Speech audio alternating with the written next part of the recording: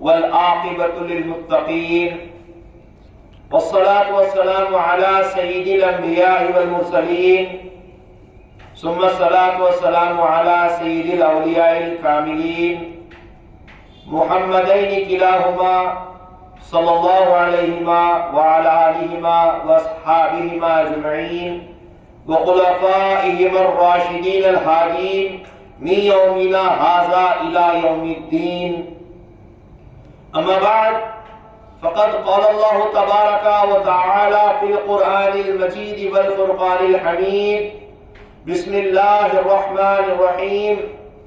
فاذكروا الله قياما وقعودا وعلى جنوبكم. وقال النبي صلى الله عليه وسلم: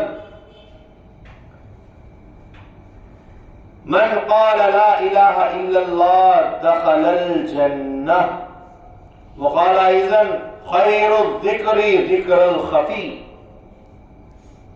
وقال میرا مہدی الموعود علیہ الصلوۃ والسلام: در یاد خدا باشید در ہما حال. صدق اللہ العظیم وصدق رسولہ النبی الکریم وصدق المہدی الموعود علیہ الصلوۃ والتسلیم. ساری تعریف، ساری حمد و ثنا، ساری اچھائیاں، ساری بڑائیاں، ساری کی ساری خدائی اس پاک پروردگار عالم کے لیے سزاوار ہے جو رب العالمین ہے. وہی اول ہے، وہی آخر ہے، وہی ظاہر ہے، وہی باطن ہے. وہی ہے جو ہمیشہ ہمیشہ سے رہا ہے اور جو ہمیشہ ہمیشہ رہے گا.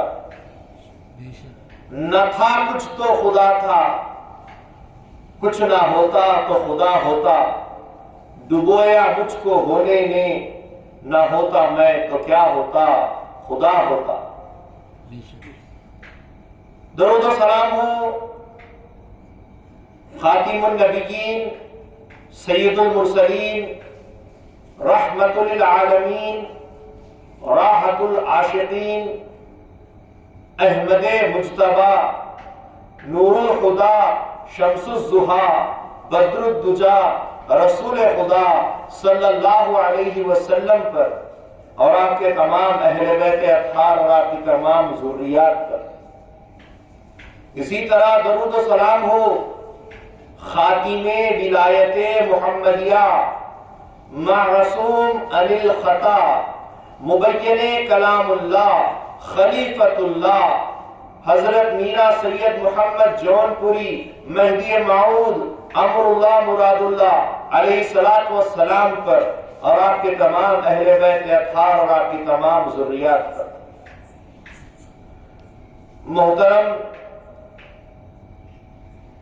فقراء قوم مہدویہ و معزز بزرگان قوم مہدویہ، وہ عفت مآب خواتین، پیارے بچوں، السلام علیکم ورحمۃ اللہ وبرکاتہ. آج امامنا میرا سید محمد جون پوری مہدی موعود علیہ الصلوۃ والسلام کی میلاد مبارک کے موقع پر ماہ جمادی الاول کی پہلی تاریخ سے آج 13ویں تاریخ تک سیرت مہدی علیہ الصلوۃ والسلام بیان کرنے کا اور سننے کا جو شرف حاصل ہو رہا ہے، اللہ کا ہم جتنا بھی احسان مند ہو کم ہی ہے. حاضرین گرامی، 13ویں نشست کا آغاز کرتے ہوئے میرا مہدی موعود علیہ الصلوۃ والسلام کے فرمائے ہوئے اظہار کیے ہوئے فرائض ولایت میں سے آج ایک اور فریضہ لے کر، 7واں فریضہ لے کر یہ فقیر حاضر ہوا ہے جس کو ذکر دوام کے نام سے یاد کیا جاتا ہے. مہدی موعود السلام نے فرمایا ہمیشہ ہمیشہ ذکر اللہ میں، اللہ کے ذکر میں لگے رہو۔ مہدی موعود السلام نے فرمایا کہ در یاد خدا باشید در ہما حال، اللہ کی یاد میں لگے رہو، ہر وقت لگے رہو۔ ہم اگر فرائض نبوت کی طرف جب نظر کرتے ہیں تو فرائض نبوت میں نماز، روزہ، زکوٰۃ، حج، کلمہ، یہ ساری چیزیں اللہ ہی کا ذکر ہے۔ نماز پڑھتے ہیں، نماز میں کس کا ذکر کرتے ہیں؟ اللہ کا ذکر کرتے ہیں۔ روزہ رکھتے ہیں، رسول پاک صلی اللہ علیہ وسلم فرماتے ہیں، حدیث قدسی میں آیا ہے، اللہ نے فرمایا الصوم لی وانا اجزی بہ، روزہ میرے لیے ہے اور میں ہی اس کے بدلے میں اس کی جزا ہوں۔ روزہ دار جب روزہ رکھتا ہے، نہ صرف اس کا جسم بلکہ اس کی روح بھی عبادت کرتی ہے۔ اللہ کے ذکر کو ہی روزہ کہا گیا ہے۔ روزہ رکھنا جسمانی عبادت اور روحانی عبادت ہے جو اللہ ہی کے ذکر کو یاد دلاتی ہے۔ کلمہ پڑھنا، اللہ کا ذکر کرنا، یہ بھی اللہ کا ذکر ہے۔ زکوٰۃ ادا کرنا، اللہ کے نام پر پیسہ نکالنا، یہ اللہ کو یاد کرنا ہی ہے۔ حج بیت اللہ کے لیے جانا، اللہ کے گھر کا طواف کرنا، صفا و مروہ میں دوڑنا، یہ اللہ ہی کا ذکر کرنا ہے۔ غرض کے فرائض ولایت کے ہر حصے میں جو بھی عبادت ہم کرتے ہیں وہ اللہ ہی کا ذکر ہوتی ہے۔ اسی طریقے سے فرائض ولایت میں جب ہم نظر کرتے ہیں تو ترک دنیا کرتے ہیں۔ جب دنیا کی محبت کو نکالا ہے تو کس کی محبت بسانے کے لیے؟ اللہ کی محبت بسانے کے لیے، اور اللہ کی محبت کو بسانے کے لیے ذکر خدا، ورد خدا کرنا پڑے گا، تو یہ بھی ذکر اللہ ہی کے باعث نہیں ہوگا۔ ترک دنیا کرنا، اس میں ذکر اللہ کرنا ضروری ہے۔ صحبت صادقین کی، مرشدین کی صحبت اختیار کرتے ہیں تو اس میں بھی خدا ہی کا ذکر سیکھتے ہیں۔ اسی طریقے سے عزلت عن الخلق، مخلوق سے دوری اختیار کرتے ہیں تو ذکر اللہ میں تاثیر پیدا کرنے کے لیے عزلت از خلق کرتے ہیں۔ ہجرت کرتے ہیں، لوگوں سے دور ہوتے ہیں تو ہجرت کرنے کا مقصد بھی اللہ کے ذکر کی تبلیغ کرنا ہوتا ہے۔ اسی طریقے سے توکل، اللہ کی ذات پر بھروسہ کرتے ہیں، اللہ کی ذات پر کامل بھروسہ کرتے ہیں، ما سوی اللہ کو بھول جاتے ہیں، چھوڑ دیتے ہیں۔ اس سے ذکر اللہ میں تاثیر پیدا ہوتی ہے۔ اور طلب دیدار خدا، جس کا بیان کل انشاءاللہ یہ فقیر کرنے کی کوشش کرے گا کہ خدا کے دیدار کو طلب کرنے کے لیے بھی خدا کا ذکر کرنا ضروری ہے۔ پتہ چلا کہ ذکر اللہ کے بغیر کوئی بھی کام، کوئی بھی عبادت میں مزہ اور منزل حاصل نہیں ہے۔ ذکر اللہ ہر چیز میں ضروری ہے۔ زندگی کے ہونے کا مقصد، انسان کے پیدا ہونے کا مقصد صرف اور صرف یاد الہی ہے، اور اس یاد الہی سے غفلت دلانے والا نفس اور شیطان ہمارے دشمن ہے۔ جب ہم فرائض ولایت میں سے ذکر اور ذکر کثیر میں جب ذکر دوام کی مجلس میں اور اس منزل پر آ جاتے ہیں تو پھر یہ شیطان، یہ نفس ہمارا کچھ بگاڑ نہیں سکتا۔ آئیے ذکر کی منزلوں کو ہم سمجھیں، کہ ذکر کی منازل کتنی قسموں پر ہے۔ سب سے پہلے تو اللہ تبارک و تعالیٰ نے حکم دیا، سورہ بقرہ میں ارشاد فرمایا فَاذْكُرُونِي أَذْكُرُكُمْ وَاشْكُرُوا لِي وَلَا تَكْفُرُونَ، میرا ذکر کرو میں تمہارا ذکر کروں گا، اور میرا شکر ادا کرو، میری ناشکری مت کیا کرو۔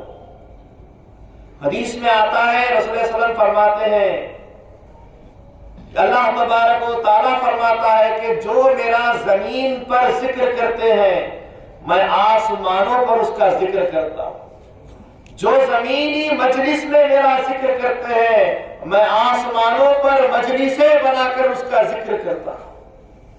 یہ اللہ کے ذکر کا معاملہ۔ اس آیت کی روح سے، نص قرآنی سے ہم کو پتا چلا کہ ذکر کرنا فرض ہے، کیونکہ اس میں اللہ کا حکم ہو رہا ہے، فَاذْكُرُونِي، میرا ذکر کرو۔ اللہ کا حکم ہو رہا ہے کہ میرا ذکر کرو، اور اللہ فرماتا ہے میرا ذکر کرو گے تبھی میں تمہارا ذکر کروں گا۔ تو یہ حکم ہو گیا کہ میرا ذکر کرنا مسلمانوں پر، امت مسلمہ پر، امت محمدیہ پر ذکر خدا کرنا فرض ہے۔ اس کے بعد اللہ تبارک و تعالیٰ نے اس ذکر کی اور اہمیت بتائی۔ نماز بھی اللہ کا ذکر ہے، ہر چیز میں اللہ کا ذکر ہوتا ہے، لیکن اللہ تعالیٰ نے پھر سکھایا، پھر بتایا، ان الصلاۃ تنہا عن الفحشاء والمنکر ولذکر اللہ اکبر۔ ذکر خدا کا ہر چیز کرتی ہے، ہر چیز کرواتی ہے، لیکن سورہ عنکبوت میں اللہ تعالیٰ نے ارشاد فرمایا کہ بے شک نماز تم کو فحش کاموں سے، برے کاموں سے روکتی ہے، لیکن اللہ کا ذکر اس سے بھی بڑی چیز ہے۔ وَلَا ذِكْرُ اللَّهِ اکبر، اللہ کا ذکر اتنا ہی بلند ہے جتنا کہ اللہ بلند ہے۔ اللہ اکبر جیسا کہتے ہیں، ایسے ہی وَلَا ذِكْرُ اللَّهِ اکبر، اللہ کا ذکر بھی اتنا ہی بڑا ہے۔ تو ذکر اللہ کی اہمیت دھیرے دھیرے بڑھتی جا رہی ہے۔ اب اللہ کا ذکر کرنے کا معاملہ تو آ گیا، اللہ کا ذکر کرنا ہے، لیکن اب 24 گھنٹے میں اللہ کا ذکر کب کرنا ہے؟ اللہ کا ذکر کب کرنا ہے؟ اللہ تعالیٰ نے اپنے ذکر کو، اپنے ذکر خاص کو کرنے کا پھر حکم دیا، وقت تعین کیا، وقت بتایا۔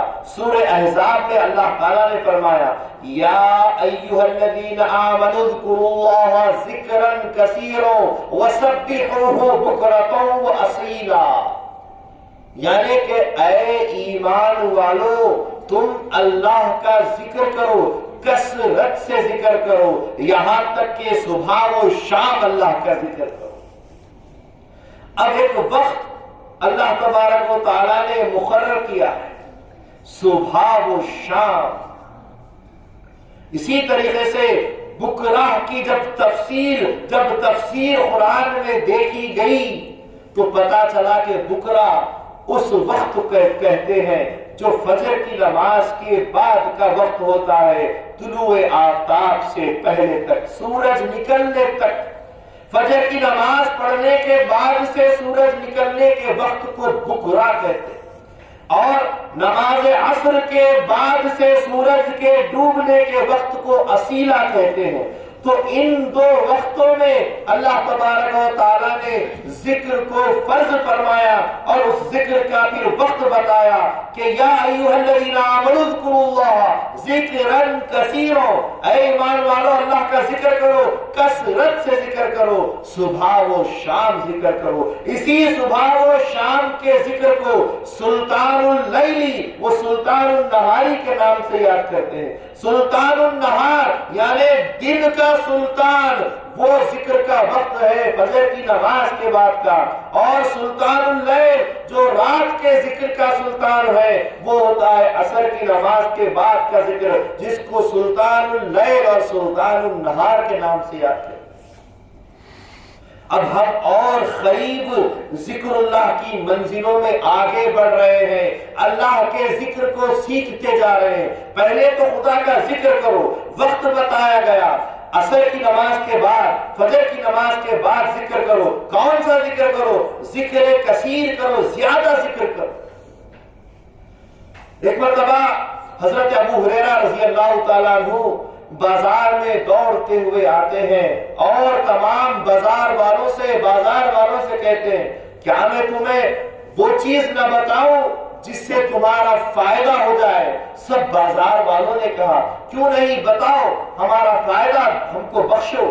کہا کہ نبی مکرم صلی اللہ علیہ وسلم مسجد نبوی میں خزانے لٹا رہے ہیں، جاؤ ان خزانوں کو لوٹو۔ تو سارے بازار سے لوگ دوڑتے مسجد نبوی میں پہنچے، کیا دیکھتے ہیں کہ رسول پاک صلی اللہ علیہ وسلم خود اور چند صحابہ کے ساتھ ذکر اللہ میں ڈوبے ہوئے ہیں۔ اس منظر کو جب دیکھا واپس بازار آئے، ابو ہریرہ رضی اللہ عنہ کے دامن کو پکڑ کر جھنجھوڑا، اے ابو ہریرہ، یہ کیا مذاق کرتے ہو، یہ کیسی بات کرتے ہو؟ تم نے کہا کہ حضرت رسول اللہ صلی اللہ علیہ وسلم خزانے بانٹ رہے ہیں، لیکن وہ تو ذکر میں بیٹھے ہوئے ہیں، چند صحابہ بیٹھے ہوئے ہیں، کوئی خزانے تقسیم ہوتے ہوئے ہم نہیں دیکھے۔ تو کہا حضرت ابو ہریرہ رضی اللہ عنہ نے، وہی خزانے ہیں جس کو ہم کو حاصل کرنا چاہیے۔ ذکر اللہ میں بیٹھنا ہی خدا تبارک و تعالیٰ کے فیض کے، نور کے، اللہ تبارک و تعالیٰ کے تجلیات کے خزانوں کو لوٹنا ہوتا ہے۔ وہی خزانے ہم کو حاصل کرنا چاہیے۔ یہ دنیا کے خزانے دنیا کے ساتھ ختم ہو جاتے ہیں، ہم کو حاصل نہیں ہوتے۔ سکندر وقت بھی ہوگا تب بھی وہ ایک سکہ، ایک سونے کا ڈھیلا اپنے ساتھ نہیں لے جا سکا۔ لایا تھا کیا سکندر، دنیا سے لے گیا کیا، تھے دونوں ہاتھ خالی باہر کفن سے نکلے۔ ہاتھ میں اس نے 2 سکے اپنے رکھ کر اپنی میت کو تمام اپنے سلطنت میں گھمایا اور بتایا کہ دیکھو میں سکندر جو اتنے سارے ملکوں کو فتح کیا، لیکن دیکھ لو کہ 2 سکے بھی میری ہتھیلی میں جو رہے ہیں وہ قبر تک میرے ساتھ نہ جا پائے، نہیں جا سکے۔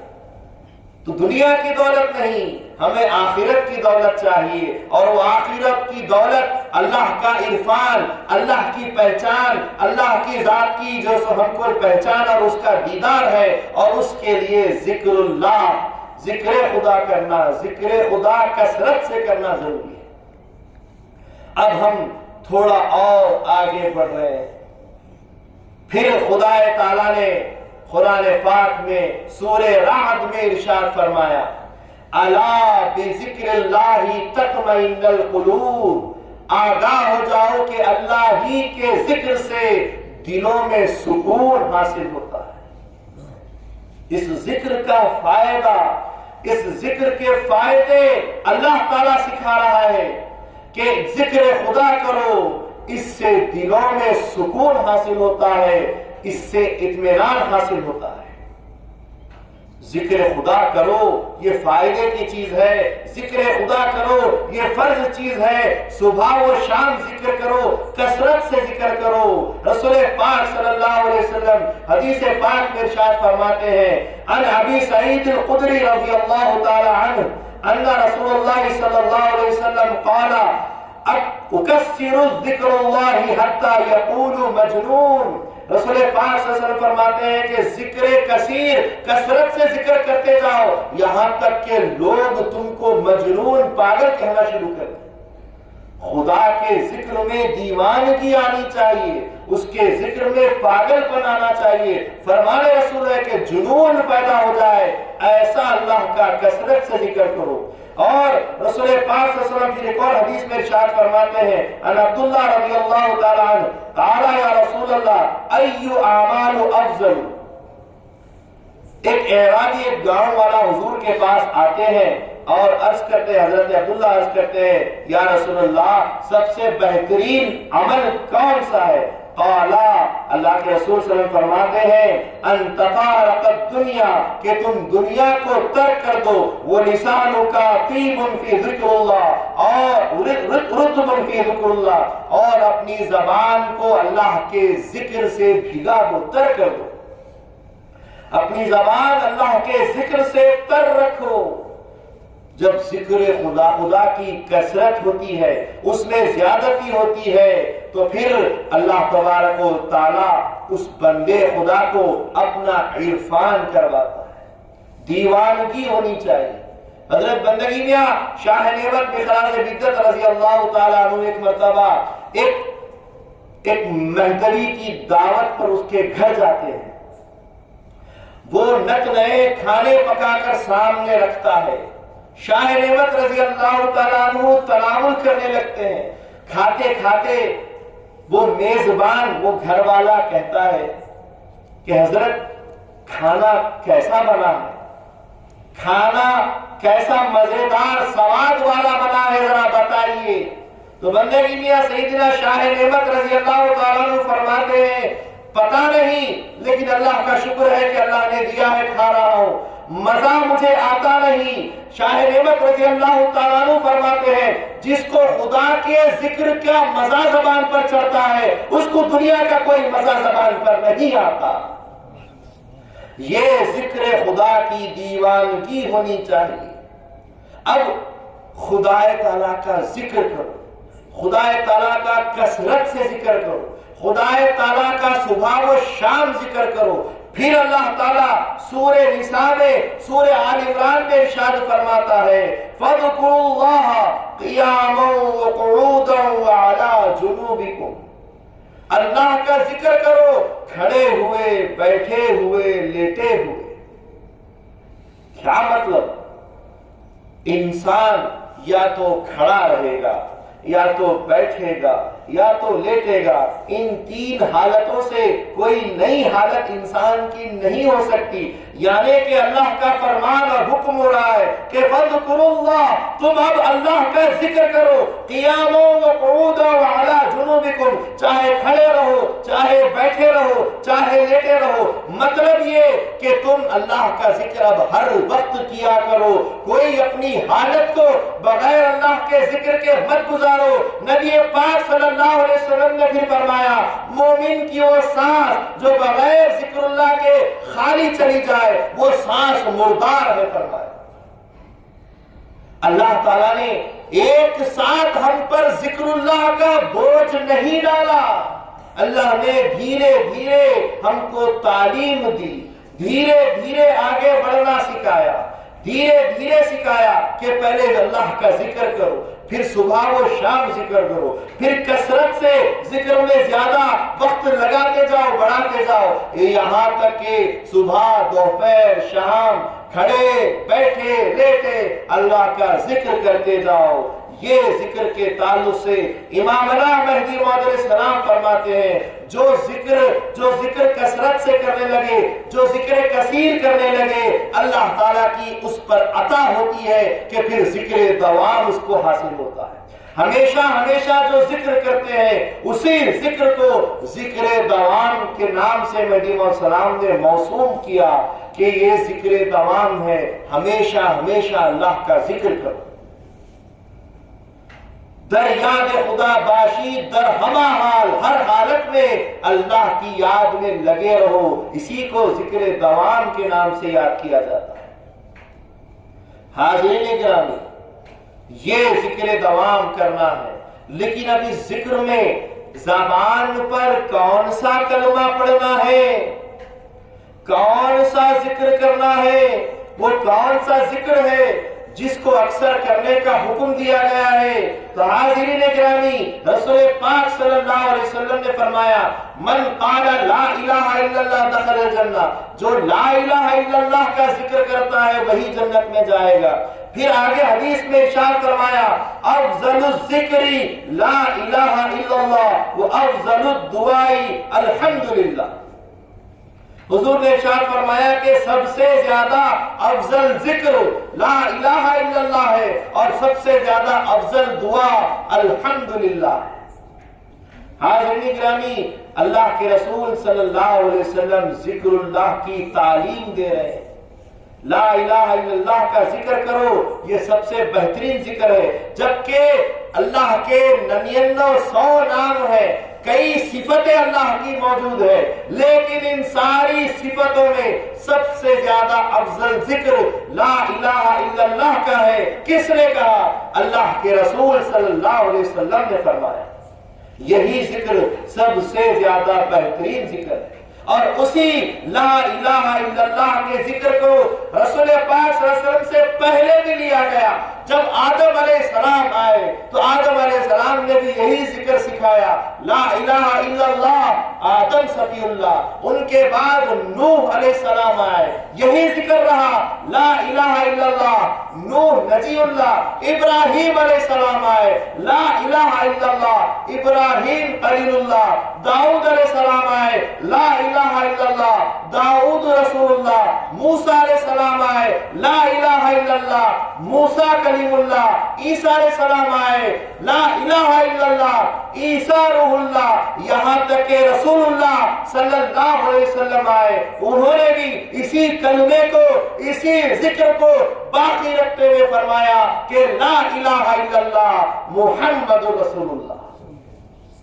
اور اسی ذکر کو میرا مہدی موعود علیہ السلام سے جب پوچھا گیا کہ میرا جی پورے قرآن کا لب لباب کوئی ایک آیت میں بتائیے، مہدی موعود علیہ السلام نے فرمایا تم پورے قرآن کی کیا بات کرتے ہو، میں توریت، زبور، انجیل اور جو سو قرآن چاروں کتابوں کا اللہ کے جتنے کلام نازل ہوئے ہیں ان تمام کلاموں کا میں خلاصہ ایک آیت میں بیان کرتا ہوں، اور وہ ہے لا الہ الا اللہ۔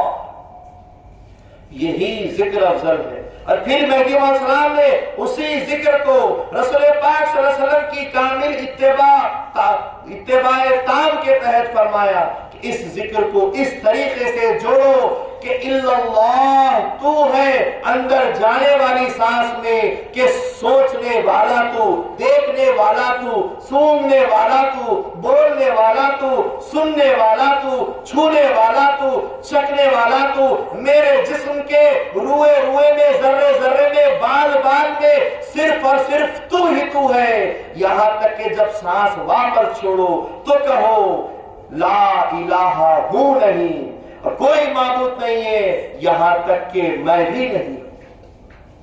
یہ تعلیم مہدی موعود علیہ السلام نے سکھائی کہ اندر جانے والی سانس میں الا اللہ کو بساؤ اور باہر نکلنے والی سانس میں لا الہ کو بساؤ۔ یہ تعلیم مہدی موعود علیہ السلام نے سکھائی اور لا الہ الا اللہ ہی کے ذکر کو پروان چڑھایا، اسی ذکر کو خاص بتایا۔ حضرت موسیٰ علیہ السلام ایک مرتبہ جنگل میں بیٹھے ہوئے تھے اور لا الہ الا اللہ کا ذکر کر رہے تھے، اور اتنے میں موسیٰ علیہ السلام نے پھر اللہ سے گفتگو کی، اے باری تعالیٰ، لا الہ الا اللہ کا ذکر تو نے ہر نبی کو، ہر رسول کو دیا ہے، لیکن میں تیرا ایسا رسول ہوں کہ تیرا کلیم ہوں، کلیم اللہ ہوں، تو مجھے اپنے کلام کے ذریعے کوئی اور ذکر بھی عطا کر، کوئی اور ورد بھی عطا کر، کوئی اور وظیفہ بھی عطا کر، جس کی وجہ سے میرا مقام ذرا خاص ہو جائے۔ اللہ تعالیٰ کا حکم ہوا، اے موسیٰ لا الہ الا اللہ کا ذکر کرو۔ موسیٰ علیہ السلام نے کہا کرتا ہوں، یہ ذکر بھی کرتا ہوں، لیکن ساتھ میں کوئی اور ذکر بھی عطا کر۔ اللہ نے فرمایا نہیں، کوئی اور ذکر کی ضرورت نہیں، یہی ذکر کافی ہے۔ موسیٰ علیہ السلام نے کہا کہ پھر کچھ خصوصیت ہو جائے، اسی لیے بار بار عرض کرتا ہوں باری تعالیٰ کہ تیرا نام، تیرا ذکر اور ڈھنگ سے کرو، اور ڈھنگ سے کرو، اندازوں سے تجھے پکارو۔ اللہ تعالیٰ نے فرمایا جلال آ گیا، اللہ تعالیٰ کا جلال آ گیا، اللہ تعالیٰ کا جلال آیا، اور اللہ نے فرمایا اے موسیٰ کیا سمجھتے ہو لا الہ الا اللہ کو؟ کیا سمجھتے ہو لا الہ الا اللہ کو؟ اگر ایک ترازو میں لا الہ الا اللہ رکھ دیا جائے اور دوسرے ترازو کے پلڑے میں اگر ساری دنیا، کائنات، تمام زمین، تمام آسمان، عرش، کرسی، قلم، جنت، دوزخ، سب فرشتوں کو ملا کر، ہر مخلوق کو ملا کر بھی اگر رکھ دیا جائے تب بھی لا الہ الا اللہ وزندار رہے گا۔ لا الہ الا اللہ کو معمولی نہ سمجھنا موسیٰ، یہ ہمارا ذکر ہے، یہ ہماری تعلیم ہے، اور یہی ذکر سب سے زیادہ افضل ذکر ہے۔ لا الہ الا اللہ، ذکر خدا کرنا چاہیے، انسان اللہ کو پکارنا چاہیے۔ اللہ تعالی انسان کی نیتوں کو جاننے والا ہوتا ہے۔ آپ جس ڈھب سے، جس انداز سے، جس جگہ پر بیٹھ کر بھی اللہ کو پکاریں گے، جن الفاظ سے بھی اللہ کو پکاریں گے، اللہ سنتا ہے، کیونکہ اللہ تمہاری نیتوں کو جانتا ہے۔ جب ہر چیز اللہ کا ذکر ہے، نماز، روزہ، حج، زکوٰۃ سب اللہ کا ذکر ہے، تو اذان جو کہی جاتی ہے وہ بھی اللہ کا ذکر ہے، قرآن جو پڑھا جاتا ہے وہ بھی اللہ کا ذکر ہے۔ حاضرین گرامی، ایک مرتبہ بلال حبشی رضی اللہ تعالیٰ عنہ کے تعلق سے روایت ملتی ہے کہ حضرت بلال حبشی رضی اللہ تعالیٰ عنہ حی علی الصلاۃ پر ہا کا مخرج نہیں نکالتے بلکہ ہے کا مخرج نکالتے، حی علی الصلاۃ کہتے، حی علی الصلاۃ نہیں کہتے۔ چند صحابہ نکتہ چینی کرتے ہوئے حضور کے پاس آتے ہیں، یا رسول اللہ بلال کو سمجھائیے کہ وہ اذان کے مخرج میں غلطی کرتے ہیں، وہ حی علی الصلاۃ کو حی علی الصلاۃ پڑھتے ہیں، یہ غلطی غیروں میں، حاجیوں میں، بیرون وطن جو دوسرے وطنوں سے اجمی آتے ہیں ان کو پتا چلے تو یہ عربی غلطی کرتے ہیں تو اچھا معلوم نہیں ہوتا۔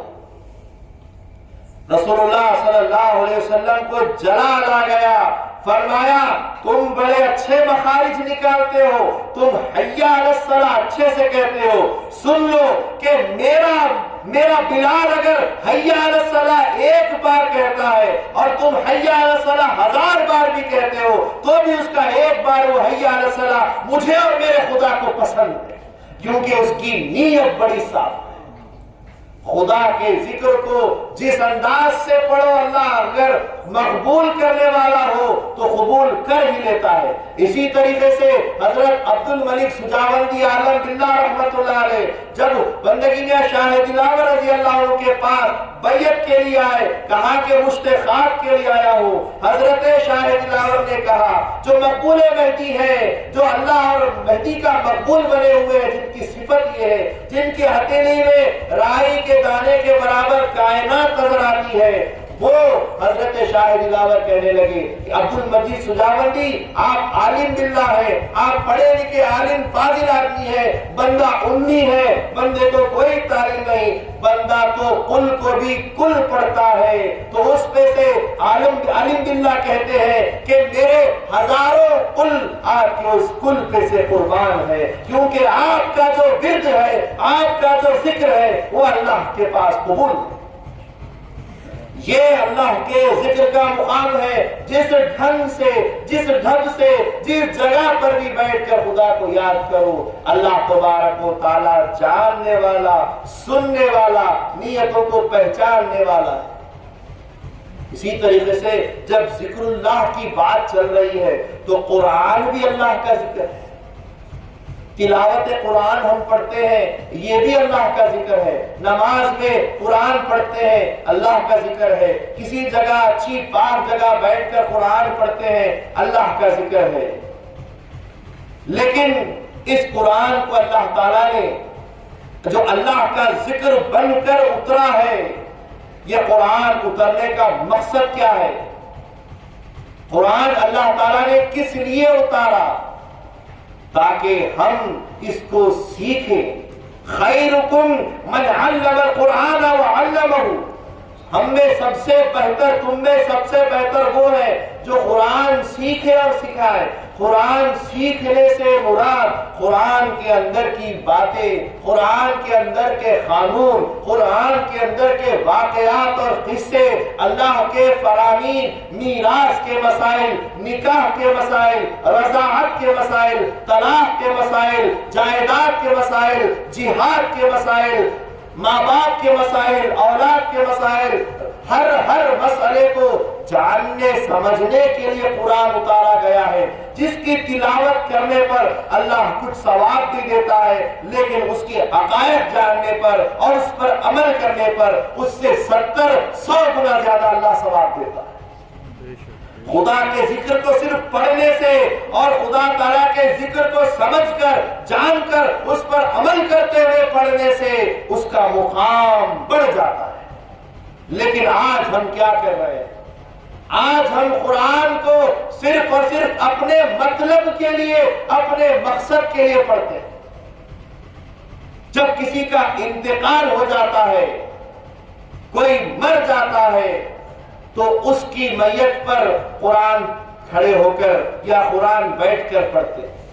جب چوتھے کا دن آتا ہے، زیارت کا دن آتا ہے، تب جا کر قرآن کھلتی ہے، قرآن پڑھتے ہیں۔ کسی کے یہاں اگر کوئی برسی، جھیلم یا کوئی ایسی نیت آتی ہے، تب جا کر قرآن کھلتا ہے۔ اللہ تعالیٰ نے تمہارے لیے اس وجہ سے قرآن کو نازل نہیں کیا۔ تم نے قرآن کے نازل ہونے کے، اللہ کے ذکر کے نازل ہونے کے مقصد کو بدل دیا ہے۔ قرآن تو نازل ہوا ہے کہ انسان کو انسان بنائے اور مسلمان کو باعمل عابد گزار مسلمان بنائے، لیکن تم نے تو قرآن کو صرف اپنے مفاد کے لیے، اپنے فائدے کے لیے استعمال کرنا چاہا۔ یقین مانو کہ جو چیز اللہ تعالیٰ نے جس کام کے لیے اتاری ہے، تم اگر اس سے ہٹ کر اپنے لیے نئے کام کے لیے استعمال کرتے ہو تو فائدے کی جگہ پر نقصان اٹھا لیتے ہو۔ اپنے مطلب کے لیے قرآن کو مہدی موعود علیہ السلام نے عشق نامہ فرمایا۔ یہ عشق نامہ ہے، عشق سکھاتا ہے، یہ اللہ تعالیٰ سے عشق کرواتا ہے، لیکن تم کسی کے میت کے اوپر قرآن پڑھتے ہو، کہتے ہو کہ بخشوانے کے لیے قرآن پڑھتے ہیں۔ کہاں لکھا ہے قرآن بخشوانے کے لیے اتارا گیا ہے؟ قرآن خالی قرآن کی آیتیں بغیر کچھ سمجھے کے صرف پڑھتے چلے جانا، طوطے کی طرح رٹتے چلے جانا اور پڑھتے چلے جانا، یہ کہاں کی قرآن خوانی ہے؟ دکانوں میں، گھروں میں قرآن کے ریڈیو بجا دیے جاتے ہیں، قرآن کو اسپیکر میں لگا دیا جاتا ہے اور اپنے کاموں میں لگ جاتے ہیں۔ کیا قرآن تمہارے ہمارے گھر کا کلام ہے؟ ہمارے باپ کا کلام ہے؟ نعوذ باللہ من ذالک، یہ اللہ کا کلام ہے، خالق دو جہاں کا کلام ہے۔ اللہ کے دربار میں حاضری جیسی ہوتی ہے، اس قرآن کو پڑھتے وقت بھی ویسی ہی کیفیت ہونی چاہیے۔ قرآن پڑھتے ہیں، اللہ سے بات کرتے ہیں، اللہ تم سے بات کر رہا ہے اور تم کاموں میں لگ جاتے ہیں۔ اللہ تم سے بات کر رہا ہے، میتوں پر کھڑ کے پڑھائی جاتی ہے۔ یہ نہیں ہے، یہ توہین ہے اللہ کے کلام کی۔ اگر آپ دو آدمی کو دیکھو، دو آدمی آپس میں بات کر رہے ہیں، ایک آدمی کہہ رہا ہے، دوسرا آدمی کدھر اور دیکھتا ہے، ادھر دیکھتا ہے، موبائل دیکھتا ہے، کسی سے اور بات کرنے لگتا ہے، تو دوسرا آدمی کیا کرے گا؟ اس کو غصہ نہیں آئے گا؟ ارے میں تجھ سے بات کر رہا ہوں اور تو کسی اور سے یا کسی اور کام میں لگا ہوا ہے، کیا اللہ تعالیٰ کو ناراض نہیں ہوگا؟ اللہ کا کلام پڑھ رہے ہو لیکن اللہ کے لیے نہیں پڑھتے ہیں۔ سب چیز اللہ کے لیے کرنی چاہیے، عبادت میں اللہ ہونا چاہیے، لیکن تمہاری عبادت غرض کی ہے۔ تم اللہ کے کلام کو اللہ کے لیے نہیں پڑھتے ہو، اللہ سے گفتگو کرنے کے لیے نہیں پڑھتے ہو، بلکہ لوگوں کے لیے، میتوں کے لیے، ان کی مغفرتوں کے لیے نہیں۔ ہر انسان اپنی قبر میں اپنے نام اعمال کے اعتبار سے اپنی بخشش کروائے گا۔ ہاں کچھ ثواب اس کو ملتا رہے گا، اولاد نیک ہو، اس کے لیے کوئی خرچ کرتی ہو، کھلاتی پلاتی ہو اس کے نام سے، کوئی کام دین کا کرتی ہو، قرآن بھی پڑھتی ہو، اس کا ثواب ملے گا۔ لیکن اس ثواب کی نیت پر صرف قرآن ہی پڑھتے چلے جائے، یہ کام ہی کرتے چلے جائے، یہ نزول قرآن کے برعکس کام، یہ قرآن کے نازل ہونے کے خلاف کام ہے۔ پڑھ لو، جب کبھی پڑھ لو، خود کے لیے اور اپنے مرحومین کے لیے بخش لو۔ پہلے قرآن جب پڑھو تو جس پر نازل ہوا ہے اس کو ثواب پہنچانا لازم ہے۔ قرآن پڑھے، حضور پہ نازل ہوا، یا اللہ یہ جو کچھ بھی میں قرآن پڑھا ہوں اس کا ثواب حضور کو دے، اور ان کے واسطے وسیلے سے کسی مرحوم کو بھی پہنچائے۔ لیکن تمہارا یہ قرآن پڑھ کر پہنچا دینا اس چیز کی بخشش کا سبب نہیں بنتا۔ اس کا حساب کتاب جو اس نے گناہ کیے ہیں اس کا تو اس کو حساب دینا ہی پڑے گا، عذاب جھیلنا ہی پڑے گا۔ ہاں کچھ عذاب کم ہو سکتا ہے لیکن پورا عذاب کم نہیں ہوتا۔ قرآن کے نازل ہونے کا مقصد یہ نہیں ہے ہم کو قرآن سیکھنے کا حکم۔ رسول پاک صلی اللہ علیہ وسلم ایک مرتبہ قرآن تیز تیز پڑھ رہے تھے، اور سے سنیے، حضور ایک مرتبہ قرآن پڑھ رہے تھے، تیز تیز پڑھ رہے تھے، اللہ کا فرشتہ جبرائیل آ گئے اور عرض کی کہ یا رسول اللہ کا فرمان ہوتا ہے کہ آپ اپنی زبان کو قرآن پڑھنے میں جلدی جلدی مت پڑھائیے، آپ کو قرآن پڑھنے کی ضرورت نہیں ہے، قرآن کا پڑھانا اور اس کا بیان کرنا یہ اللہ کے ذمے ہے، آپ جلدی جلدی مت کریے۔ ورنہ مگر ہم کیا کرتے ہیں، قرآن لیتے ہیں، جلدی پڑھنے کو لگ جاتے ہیں، جبکہ یہ حکم رسول اللہ کو نہیں ہوا ہے کہ قرآن جلدی جلدی پڑھتے ہوئے چلے جاؤ، لیکن ہم کیا کرتے ہیں کہ قرآن جلدی جلدی پڑھنے میں لگا دیتے ہیں۔ معصوم بچے جو قرآن سیکھتے ہیں ان کے لیے الگ معاملہ ہے کہ پہلے وہ قرآن پڑھنا سیکھ لے، لیکن جب پڑھنا آ جائے تو اطمینان کے ساتھ قرآن پڑھنا چاہیے۔ یہ اللہ کا کلام ہے، اللہ کا ذکر ہے، اس کی توہین نہیں کرنی چاہیے۔ بہرحال ذکر اللہ کی بات چل رہی تھی۔ سب سے افضل ذکر جو پورے قرآن کا لب لباب ہے، پورا قرآن پڑھتے جاتے ہو، لیکن مہدی موعود علیہ السلام نے اور رسول اللہ نے فرمایا، خود خدا نے فرمایا کہ سب سے افضل ذکر پورے قرآن سے بھی پڑھنے سے افضل ذکر کیا ہے؟ لا الہ الا اللہ۔ ذکر میں بیٹھ کر لا الہ الا اللہ کا ورد کرنا سب سے افضل ترین ذکر ہے۔ حاضرین گرامی، مہدی موعود علیہ السلام نے پھر لا الہ الا اللہ کے ذکر کو اور آگے ارشاد فرمایا کہ پہلے تو ذکر زور زور سے پڑھا جاتا تھا، اس کو کہتے ہیں ذکر جلی، زور زور سے پڑھنا، لا الہ الا اللہ۔ ایک مجلس ہوتی تھی ذکر کی، ایک محفل باندھی جاتی تھی ذکر کی، جس میں لا الہ الا اللہ کے ذکر کو یا صرف اللہ کا ذکر کروایا جاتا تھا۔ یہ ذکر جلی ہے جو آج بھی سہروردی خانوادوں میں، ان کے سلسلوں میں، چشتیہ سلسلوں میں آج بھی یہ قسم کا ذکر جلی چلتا ہے، جس کو ذکر لسانی بھی کہتے ہیں۔ لیکن مہدی موعود علیہ السلام نے ارشاد فرمایا کہ ذکر لسانی نہیں، در یاد خدا باشید تا باطن بخشائے، اللہ کے ذکر میں ایسے لگ جاؤ تاکہ باطن کھل جائے، اور اس باطن کو کھلنے کے لیے ذکر خفی فرض فرمایا، اور قرآن کی، اللہ کے کلام کی روح سے فرمایا کہ اللہ تبارک و تعالیٰ نے سورہ اعراف میں ارشاد فرمایا وَاذْكُرْ رَبِّكَ فِي نَفْسِكَ تَضَرُّعًا وَخِيفَةً وَدُونَ الْجَهْرِ مِنَ الْقَوْلِ وَبِالْغُدُوِّ وَالْآصَالِ وَلَا تَكُنْ مِنَ الْغَافِلِينَ۔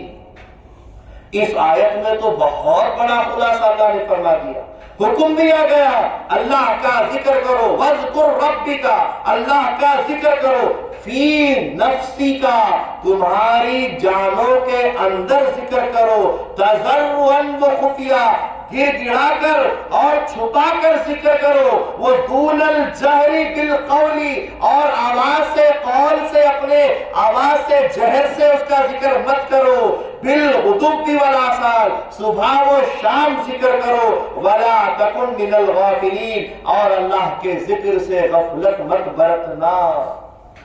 اب لا الہ الا اللہ کا ذکر بھی آ گیا، صبح و شام اور ہمیشہ کا ذکر بھی آ گیا، لیکن اس کے ساتھ اللہ کا حکم ہوا ہے کہ زبان سے نہیں دل سے ذکر اللہ کیا کرو، جس پر نبی پاک صلی اللہ علیہ وسلم کی حدیث بھی آئی، خیر الذکر ذکر الخفی، سب سے بہترین ذکر ذکر خفی ہے.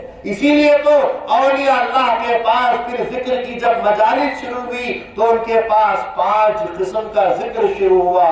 پہلا ذکر ذکر لسانی، دوسرا ذکر ذکر قلبی، تیسرا ذکر ذکر روحی، پھر چوتھا ذکر ذکر سری، اور پھر 5واں ذکر ذکر خفی ہوا.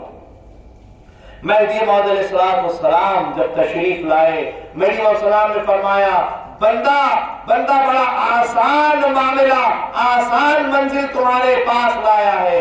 اوپر کے اولیاء اللہ نے بڑا دور کا راستہ لے کر اللہ کو پہنچے، لمبے راستے سے خدا کو گئے ہیں. بندہ نزدیک کا راستہ لاتا ہے، بندہ سیدھا ذکر خفی کو بیان کرتا ہے. ذکر لسانی کرنے کی ضرورت نہیں، یہ سارے اذکار کی ضرورت نہیں. غوث پاک دستگیر سب سے پہلے ذکر کرنے کے لیے بیٹھتے تو تسبیحات پڑھتے، استغفار پڑھتے، تہلیات پڑھتے، اور پھر ذکر لسانی سے ہوتے ہوتے ذکر خفی تک جاتے. لیکن مہدی موعود علیہ السلام نے سیدھا ذکر خفی کی تعلیم دی. اور پھر فرمایا لا الہ الا اللہ کے مقام کو بتلایا کہ لا الہ الا اللہ کا مقام 4 چیزوں پر چلتا ہے. لا الہ الا اللہ گفتنی، لا الہ الا اللہ دانستنی، لا الہ الا اللہ چشیدنی، لا الہ الا اللہ شدنی. میری والسلام نے فرمایا پہلا مقام لا الہ الا اللہ کا گفتنی کا ہے، صرف لا الہ الا اللہ زبان سے پڑھتے چلا جانا، یہ لا الہ الا اللہ گفتنی ہے. پھر مقام آتا ہے لا الہ الا اللہ دانستنی کا، سمجھ کر پڑھنے کا مقام. ذکر خدا کو، لا الہ الا اللہ کو سمجھ کر پڑھو کہ لا الہ الا اللہ، یہ ذکر کو سمجھ کر پڑھنے کا پھر مقام آتا ہے. پھر اس کے بعد ایک مقام آتا ہے لا الہ الا اللہ چشیدنی، کہ لا الہ الا اللہ کے مزے کو چکنا شروع کرتا ہے ذکر کرنے والا ذاکر، وہ ذکر کرنے والا چشیدنی کے مقام پر آتا ہے. پھر ایک مقام آتا ہے لا الہ الا اللہ شدنی، لا الہ الا اللہ میں کھو جاتا ہے. میری والسلام نے فرمایا ان 4 درجوں کی مثال ایسی ہے کہ ایک پتھر کو پانی میں ڈال دیا جائے تو جب تک وہ پانی میں رہے گا اس پر پانی کا اثر رہے گا، لیکن جیسے ہی اس چکنے پتھر کو باہر نکالا جائے کیا پانی اس پر رہے گا؟ نہیں رہے گا. تو لا الہ الا اللہ بھی صرف جب تک زبان سے پڑھتے رہے گا اس کا کچھ اثر رہے گا، جیسے ہی رک جائے گا اثر بھی رک جائے گا. پھر اسی پتھر کو، اسی چکنے پتھر کو جب آگ میں ڈال دو، جب لا الہ الا اللہ کا دانستنی کا مقام ہے، وہ پتھر کو آگ میں ڈالنے کا مقام ہے. جب تک پتھر آگ میں رہے گا تپتے رہے گا، وہ انگار ہو جائے گا. باہر نکالیں گے تو فوراً ٹھنڈا نہیں ہوگا، وہ ابھی گرم ہی رہے گا. کافی دیر کے بعد اس کی گرمی دھیرے دھیرے دھیرے دھیرے کم ہوتی جائے گی. اسی طریقے سے ذکر اللہ میں جب ہم لا الہ الا اللہ دانستنی سے پڑھتے ہیں، سمجھ کر پڑھتے ہیں، تو اللہ کے عشق کی آگ ہمیں تھوڑی سی آتی ہے، حرارت آتی ہے، ایک منزل اور آگے بڑھتے ہیں، اور اگر رک بھی جائے تو بھی ہماری ذکر کی حرارت دھیرے دھیرے کم ہوتی ہے. پھر مہدی علیہ السلام نے فرمایا اسی آگ میں پتھر کو ہٹا دو، اب لوہے کو ڈال دو. جب ہم لوہے کا سریا اس کے اندر ڈال دیتے ہیں تو کیا ہوتا ہے، وہ لوہا تپتے تپتے گرم ہوتے ہوتے خود انگار آگ بن جاتا ہے. اگر نکالو تو بھی آگ ہی رہے گا. پھر ایک مدت مدت کے بعد دھیرے دھیرے اس کی اپنی شکل آتی جائے گی اور پھر کافی دیر کے بعد وہ اپنی اصلی لوہے کی حالت میں آئے گا. جب تک کہ آگ میں رہے گا آگ بن جائے گا. یہ مقام چشیدنی کا مقام ہے, اللہ کے ذکر کو چکھنے کا مقام ہے کہ خدا کے ذکر کو چکھتے ہیں تو اس وقت تک آگ ہی بن جاتے ہیں, اللہ کے عشق کی آگ میں ہی بن جاتے ہیں, پھر دھیرے دھیرے واپس آتے ہیں. پھر اس کے بعد شدنی کا مقام آتے ہیں.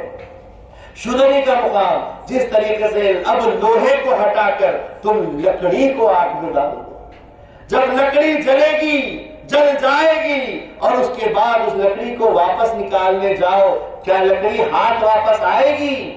نہیں آئے گی. کوئلہ یا راکھ بن کر نکلے گی. یعنی ایک بار لکڑی آگ میں گئی تو بس اس میں پھر وہی بھسم ہو گئی. اسی طریقے سے لا الہ الا اللہ شدنی کا مقام ہے کہ جب اللہ کے ذکر میں شدنی کے مقام پر پہنچ جاؤ تو پھر جب اس میں فنا ہو جاؤ تو ایسے فنا ہو جاؤ کہ خدا کے ساتھ بقا کی منزل میں چلے جاؤ. مقام ناسوت سے مقام ملکوت, مقام ملکوت سے مقام لاہوت, مقام لاہوت سے مقام جبروت, مقام جبروت سے مقام ہاہوت, اور پھر اس ہاہوت میں بقا باللہ کی منزل آ جاتی ہے. ان منزلوں کو طے کرنے کے لیے لا الہ الا اللہ کا ذکر کرنا ضروری ہے. اسی طریقے سے قرآن میں علم الیقین, عین الیقین, حق الیقین کے تعلق سے بھی بیان کیا گیا ہے. ان کی مثال کیا ہے؟ علم الیقین, عین الیقین, حق الیقین کی مثال جیسے کہ کہیں آگ لگ رہی ہو تو دور سے کیا نظر آتا ہے؟ دھواں نظر آتا ہے. آپ یہاں بیٹھ کر وہاں کا علم رکھتے ہیں کہ ضرور وہاں پر آگ لگی ہے, کیونکہ دھوئے کی دلالت آگ پر ہے. علم, یہ علم الیقین ہے. اندیکھے انجانے صرف علم سے پتا چلا کہ وہاں آگ ہے, اس کو علم الیقین کہتے ہیں. جب دوڑ کر بھاگتے ہو وہاں پہنچتے ہو تو سامنے جلتی ہوئی آگ کو جب آنکھوں سے دیکھتے ہو اس کو بولتے ہیں عین الیقین. آگ کو صرف سمجھ کر علم سے جانا تھا, اب آنکھوں سے آگ کو دیکھ کر جانا ہے. یہ عین الیقین ہے, دیکھ کر یقین کرنا. علم سے یقین کیا, دیکھ کر یقین کیا, اب اس کے بعد رہا نہیں گیا. اس عشق کی آگ میں جب کود گیا تو خود آگ بن گیا, تو وہ ہو گیا حق الیقین کہ اس آگ میں ڈوب کر اپنے آپ کو اللہ کے سپرد کر دینا. یہی مقام ذکر اللہ کا ہوتا ہے, لا الہ الا اللہ کے مقامات ہوتے ہیں. حاضرین گرامی, مہدی موعود علیہ السلام نے اسی ذکر کے تعلق سے ارشاد فرمایا ہر آنکھ کو غافل از ہوئے یہ کہ زماں است, کہ غافل کے لیے ایک زمانہ ہے اللہ کے ذکر کو حاصل کرنے کے لیے. در آدم کافر است اما نہاست, اور کسی کافر کے لیے ذکر اللہ کوئی معنی چیز نہیں رکھتی ہو. کسے کو غافل پیوست است, جو ذکر کا ایک دم بھرتا ہے اس کے لیے سوچ لو کہ ایک زمان کا ذکر بھرنے والا کیسا ہو, اور جو کافر کبھی ذکر کرتا ہی نہیں ہو اس کا مقام کیا ہو. حضرت مہدی موعود السلام فرماتے ہیں اگر کبھی کرتا نہیں رہتے ہوئے ایسے ہی آگے چلا جائے تو کبھی اس کا جو مقام آگے نہیں بڑھے گا, یہاں تک کہ اسلام کا دروازہ اس پر بند کر دیا جائے گا. تھوڑا تھوڑا ذکر کرتے ہوئے آگے بڑھو تو ایک زمانہ لگتا ہے ایک منزل کو پہنچنے میں. جب ذکر کرتے ہی نہیں ہو تو دھیرے دھیرے غفلت میں جاتے ہو, اور ایک وقت ایسا آتا ہے غافل کے اوپر کہ پھر اسلام کا دروازہ اس پر بند ہی کر دیا جاتا ہے. امامنا مہدی موعود علیہ السلام نے تو ذکر کے مجالس بنائے ہیں, 8 پہر کا ذکر بتایا ہے, 4 پہر دن کے, رات کے 4 پہر. فرمایا کہ 8 پہر کا جو ذکر کرتا ہے وہ مومن ہے, 5 وقت کا جو ذکر کرتا ہے وہ مومن ناقص ہے, 4 پہر کا جو ذکر کرتا ہے وہ مشرک ہے, اور 3 پہر کا جو ذکر کرتا ہے وہ منافق ہے. ہم اللہ کے ذکر کے لیے پیدا کیے گئے ہیں, لیکن ہم اللہ کے ذکر کو چھوڑ رہے ہیں. وقت ہمارا کہاں گزارتے ہیں؟ قصے کہانیوں میں گزار لیتے ہیں. جبکہ امامنا مہدی موعود علیہ السلام فرماتے ہیں کہ خدا کو کہانیوں کے ذریعے نہیں بلکہ صرف اور صرف اللہ کے ذکر سے پا سکتے ہیں. من کہاں لگتا ہے، جی کہاں لگتا ہے، دل کہاں لگتا ہے؟ جہاں پر قصے کہانیاں ایسے ہی ہنسی ٹھٹے کی باتیں ہوتی ہے وہاں من لگتا ہے. لیکن اللہ نے فرمایا، مہدی نے فرمایا کہ یہاں من لگتا ہے لیکن یہاں خدا نہیں ملتا، صرف اور صرف اللہ کے ذکر سے ہی خدا ملتا ہے.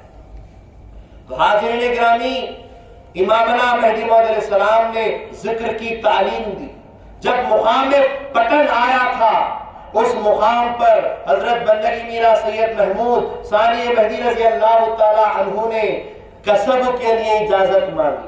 کہا کہ میرا جی اگر پہلے سے ہی ترک دنیا کوئی کر لے اور کوئی دنیا کما کر پھر ترک دنیا کرے، دونوں میں کیا فرق ہے؟ مہدی موعود السلام نے فرمایا جو جتنا کما کر چھوڑے گا اتنا ثواب پائے گا. اسی پر ثانی مہدی رضی اللہ تعالیٰ عنہ نے اجازت لی اور کہا کہ بندہ چاپانیر ہجرت کر کے جانا چاہتا ہے، وہاں کسب کرنا چاہتا ہے. مہدی موعود علیہ السلام نے فرمایا ہر جا کے باشید با یاد خدا باشید. اگر اپنے بچے اپنے سے بچھڑ کر کہیں کام کاج کے لیے جاتے ہو، کچھ پڑھنے پڑھانے کے لیے جاتے ہو، تو ہم ماں باپ، ہم گھر والے کیا کرتے ہیں؟ اس کے کھانے کے پینے کے انتظامات کرنے لگتے ہیں، اس کے سفر کے لیے کپڑے وغیرہ باندھتے ہیں، اس کا پورا بستہ تیار کرتے ہیں. اور جب وہ جانے لگے تو اس سے کہتے ہیں کہ بھائی جاتے ہو جاؤ لیکن اپنی طبیعت کا خیال رکھنا، وہاں کے موسم کے اعتبار سے اچھے سے رہنا، سردی گرمی کا حساب کتاب رکھنا اور اپنی خبر ہم کو دیتے رہنا. لیکن مہدی موعود علیہ السلام نے جب اپنے لخت جگر اپنے بیٹے کو اپنے سے دور کیا، پٹن سے چاپانیر جانے کی جب اجازت دی، جب حضرت جانے لگے تو مہدی موعود علیہ السلام نے ان سے بس اتنا ہی کہا بھائی سید محمود ہر جا کے باشید با یاد خدا باشید. بھائی محمود جہاں بھی رہو اللہ کے ذکر میں لگے رہو.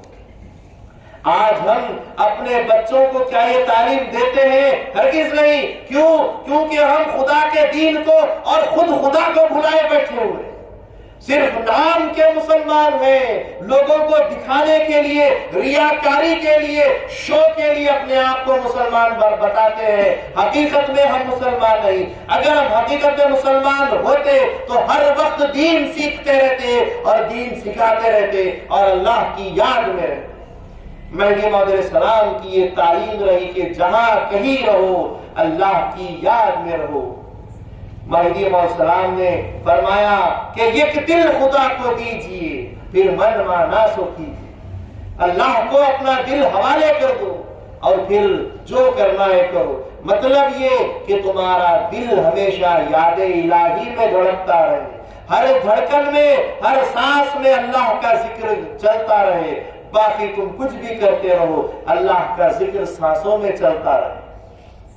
حاضرین گرامی، اسی طریقے سے امامنا مہدی موعود علیہ السلام پٹن سے ہجرت کرتے ہوئے پھر آپ آگے بڑھے، وہاں سے جالور تشریف لائے. مہدی موعود علیہ السلام جالور تشریف لائے. جالور کے اس راستے میں سانتیز مقام آیا، مقام سعود آیا، پٹن آیا اور پھر اب جالور پہنچتے ہیں جو ہجرت کا 21واں مقام. ہجرت کا 21واں مقام پٹن سے 140 میل کا فاصلہ جالور ہوتا ہے. مہدی موعود علیہ السلام یہاں پہنچے، تھراڈ کے راستے سے، سانچور کے راستے سے ہوتے ہوئے جب جالور پہنچے اور یہاں پر جب مہدی موعود علیہ السلام نے بیان کیا تو آپ کے بیان قرآن کی شہرت بڑھنے لگی. لوگ اللہ کی طرف آنے لگے، اس حقیقی خدا کی پہچاننے لگے اور اللہ کے ذکر میں رہتے ہوئے اپنے نفس کو اور شیاطین سے اپنے آپ کو بچانے لگے. اللہ کے ذکر سے ہی شیطان ہم سے دور بھاگتا ہے. اللہ کا جہاں ذکر ہوتا ہے شیطان تڑپ کے رہ جاتا ہے, نفس تڑپ کے رہ جاتا ہے اور بھاگ جاتا ہے. لیکن جو اللہ کا ذکر نہیں کرتے, صرف نفس کو ہی بناتے رہتے ہیں, ان کا کیا حال ہے؟ اپنے نفس پر قابو پانے کے لیے, اپنے نفس کو توڑنے کے لیے اللہ کا ذکر کرنا ضروری ہے. شاعر کہتا ہے کسی ظالم کو اے دیداد گر مارا تو کیا مارا, جو خود ہی مر رہا ہو اس کو گر مارا تو کیا مارا. بڑے موذی کو مارا, نفس امارہ کو گر مارا, نہنگ و اژدہا وہ شیر نر مارا تو کیا مارا. گیا شیطان مارا ایک سجدے کے نہ کرنے سے, اگر لاکھوں برس سجدے میں سر مارا تو کیا مارا. اللہ کے ذکر میں شیطان نے 6000 سال تک عبادت کی اور دنیا کا کوئی حصہ اس نے سجدے کے بغیر نہیں رکھا. ہر چپے چپے پہ اللہ کا ذکر کیا. لیکن جب آدم علیہ السلام کو سجدے کا حکم ہوا, انا آ گئی, جیسے ہی نفس آیا وہ سارا کا سارا ذکر, وہ ساری عبادتیں رائگاں ہو. اس نفس کو مارنے کے لیے شیطان سے جو ہمارا کھلا دشمن ہے اس سے پیچھا چھڑانے کے لیے اللہ کا ذکر ضروری ہے. ذکر کیا ہے؟ اللہ سے بات کرنا, اللہ سے کلام کرنا. الا اللہ تو ہے, لا الہ ہو نہیں کا ورد کرنا. یہی یہ عقل مندوں کے لیے ہے, بیوقوف لوگوں کے لیے نہیں. جو عقل مند ہوتا ہے وہ سمجھتا ہے کہ یہ چیز ہمارے کام کی. بہرحال مہدی موعود علیہ السلام نے جب قرآن کی مراد کو, قرآن کے بیان کو جب لوگوں کے سامنے پیش کرنا شروع کیا, اس بیان کی شہرت بڑھنے لگی اور بیان قرآن کو جوق در جوق بڑے بڑے عالم, فضلاء اور جو سو مشائخین سنتے گئے. تقریباً روایت میں آتا ہے کہ 900 مشائخین نے مہدی موعود علیہ السلام کے بیان کو سن کر ہاتھ پر بیعت کی, تصدیق مہدی سے مشرف. ایسے میں حاکم جالور بھی پیچھے رہنے والا کہاں تھا. جب جالور کے حاکم کو محمد عثمان خان کو جب پتا چلا تو اس حاکم نے بھی مہدی موعود علیہ السلام کی مہدیت کے جانچنے کی تحقیق کے لیے مہدی موعود علیہ السلام کے پاس پہنچے, عالموں کو بھیجا اور پھر جب جواب میں مہدی موعود علیہ السلام کی حقانیت ملی, خود اس نے مہدی موعود علیہ السلام کی پھر تصدیق کی. مہدی موعود علیہ السلام نے پھر جالور میں اعتکاف بھی رہے. کافی دن وہاں پر اعتکاف میں رہنے کے بعد پھر مہدی موعود علیہ السلام نے وہاں سے ہجرت فرمائی اور ہجرت کرتے ہوئے سندھ کا رخ کیا. نصر پور سے ناگور کی طرف آئے اور ہجرت کا 22واں مقام ناگور ہوا, جو جالور سے 170 میل کے فاصلے پر ہے. مہدی موعود علیہ السلام ناگور آئے اور یہاں پر بھی مہدی موعود علیہ السلام کا بیان ہوا. مہدی موعود علیہ السلام کے بیان کو سن کر لوگ آئے, علماء آئے, یہاں تک کہ وہاں ناگور کے جو حاکم تھے ملک جی جن کا نام ہے وہ بھی آئے اور مہدی موعود علیہ السلام کی مہدیت کے تعلق سے سوال جواب کرنے لگے.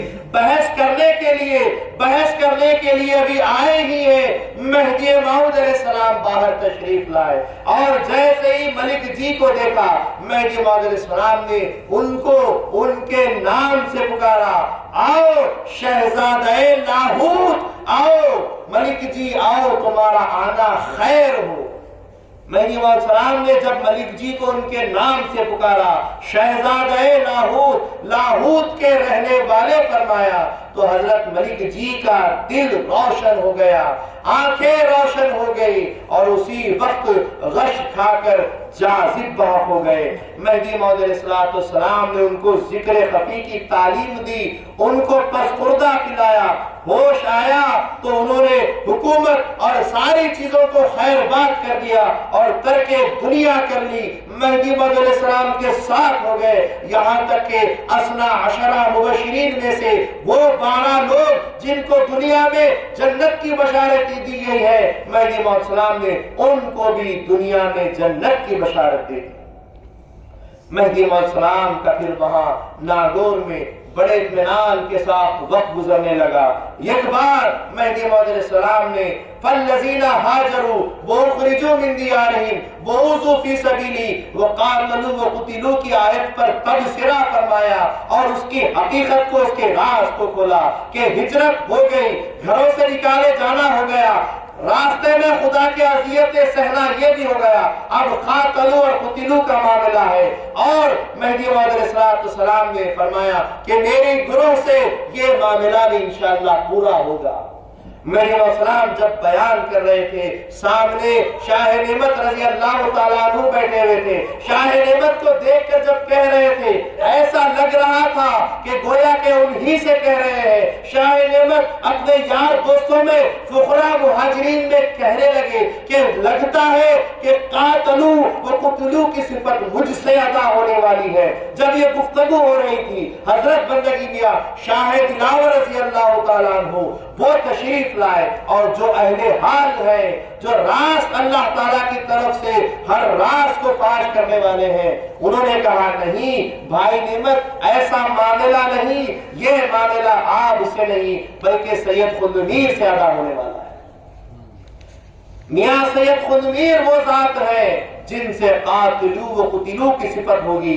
بندگی میاں شاہ خندمیر نے جب سنا تو کہا کہ اتنی بڑی صفت مجھ سے ادا ہو، نہیں ہو پائے گا، نہیں ہو پائے گا، ایسا نہیں ہو سکتا، لیکن جاننا چاہیے، پہچاننا چاہیے، مہدی سے معلوم کرنا چاہیے کہ واقعی یہ صفت رکھنے والی شخصیت کون ہے۔ مہدی موعود علیہ السلام کے پاس خود حضرت شاہ خندمیر رضی اللہ تعالیٰ عنہ معیاروں اصحاب کے پیش ہوتے ہیں، عرض کرتے ہیں کہ قاتلو و قتلو کی صفت کس سے ہونے والی ہے؟ مہدی موعود علیہ السلام پوچھتے ہیں کیوں پوچھتے ہو؟ کہا کہ ہم اس کی عزت کریں، اس کی تکریم کریں، اس کا مقام کو جان کر اس کی تعظیم کریں۔ تو بندگی میاں تو مہدی موعود علیہ السلام بندگی میاں سے کہتے ہیں کہ سوال کرنے والا خود وہ مقام رکھتا ہے۔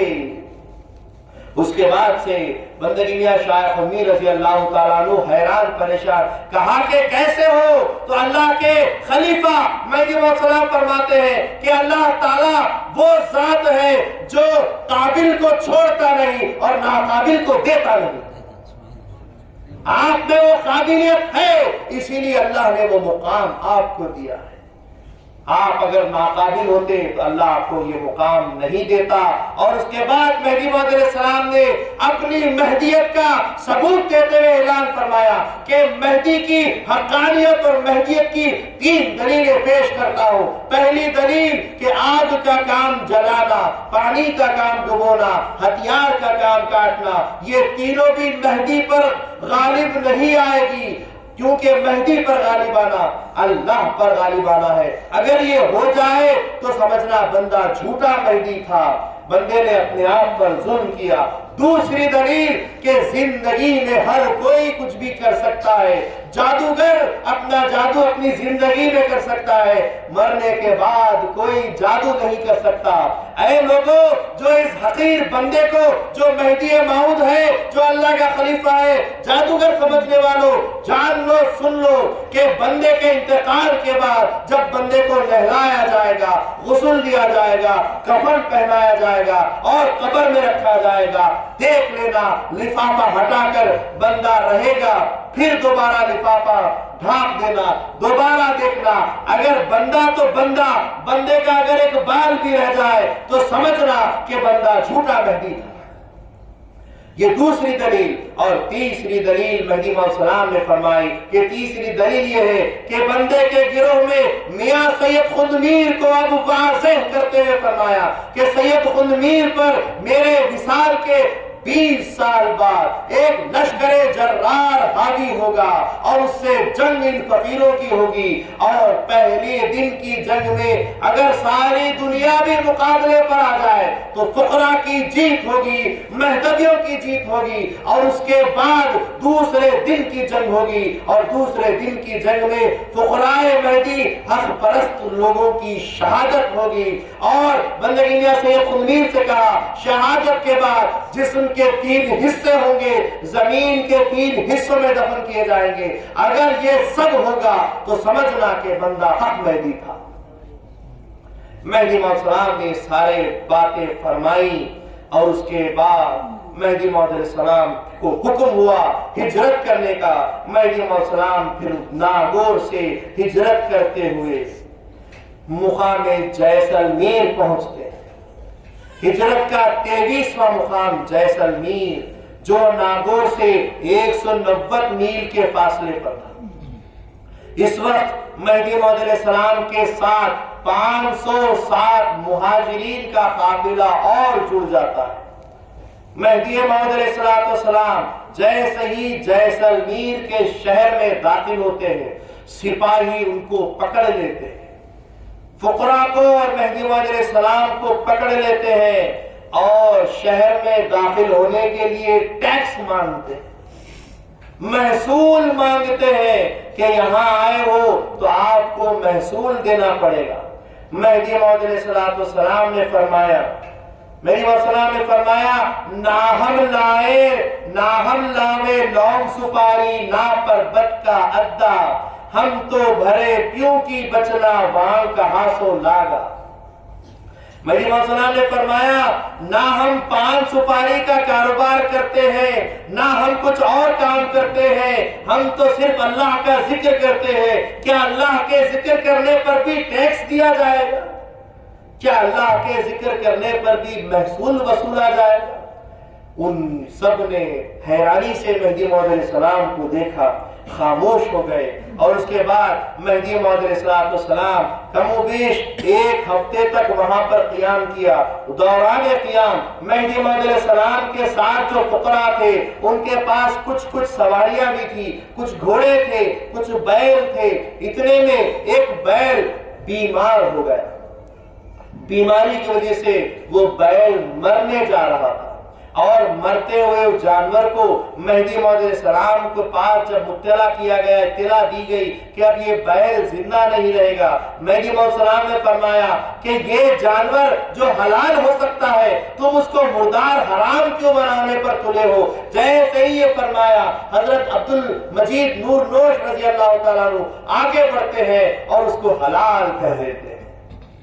جو ہی اس کو حلال کرنا تھا، جیسلمیر کے تمام محلوں میں آواز پکارے، شور غوغا ہونا شروع ہوتا ہے کہ یہاں کے معزز جانور کو انہوں نے کاٹ دیا ہے، ذبح کر دیا ہے۔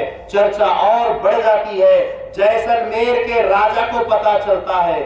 وہ راجا اپنے تمام سپاہیوں کے ساتھ مہدی موعود علیہ السلام کے دائرے کو آتا ہے اور آ کر کہتا ہے، چیختا چلاتا ہے، تو مہدی موعود علیہ السلام باہر نکل کر تشریف لاتے ہیں اور فرماتے ہیں یہ کیا آواز بلند کی جا رہی ہے۔ جیسے ہی مہدی موعود علیہ السلام کے چہرے کو دیکھتا ہے راجا تو کہتا ہے، پتہ ایسا لگتا ہے کہ آپ کوئی اللہ والے معلوم ہوتے ہیں۔